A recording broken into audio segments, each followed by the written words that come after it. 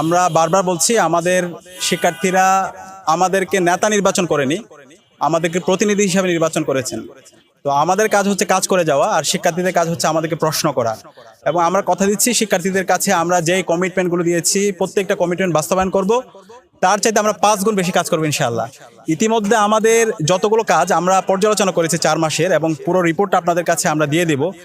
আমরা ইতিমধ্যে প্রায় 197 ধরনের কাজ করেছি, এবং প্রত্যেকটা ইস্তেহার যা দিয়েছিলাম প্রত্যেকটা আমরা টাচ করার চেষ্টা করেছি, এবং কিছু কাজ বাস্তবায়ন হয়ে গেছে, কিছু কাজ অর্ধেক অবস্থায় আছে, কিছু পলিসিগত জায়গায় কাজ আছে।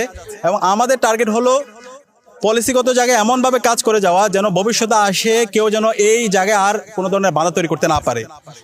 আমাদের বিশ্ববিদ্যালয়ের আজকে দেখেন সন্ধ্যাকালীন বাস, এটা বিশ্ববিদ্যালয়ে 104 বছর পর চালু হচ্ছে। আমাদের এই অনাবাসিক যে শিক্ষার্থীরা আছে তাদের কি পরিমাণ কষ্ট হয়, অনেক ক্ষেত্রে 6টা পর্যন্ত আমাদের ডিপার্টমেন্টে ক্লাস থাকে। তো এই শিক্ষার্থীদের নিজেদের টাকা দিয়ে পরবর্তীতে বিভিন্ন বাস অথবা আলাদা ট্রান্সপোর্টে করে তাদেরকে যেতে হতো, বিশেষ করে নারী শিক্ষার্থী যারা আছে তাদের অনেক বেশি কষ্ট হয়ে যেত।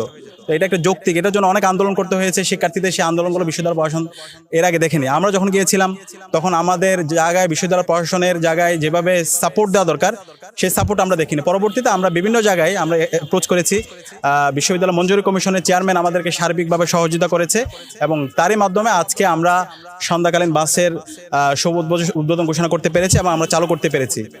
এবং খুব দ্রুত ইতিমধ্যে পরিবহন সম্পাদক ঘোষণা দিয়েছেন আমাদের হচ্ছে শনিবারের যে বাস, শনিবারে অনেকের পরীক্ষা থাকে, এখানে লাইব্রেরিতে আসতে হয়, বিভিন্ন ধরনের প্রোগ্রাম থাকে, তো শিক্ষার্থীরা যেন নির্বিঘ্নে আসতে পারে।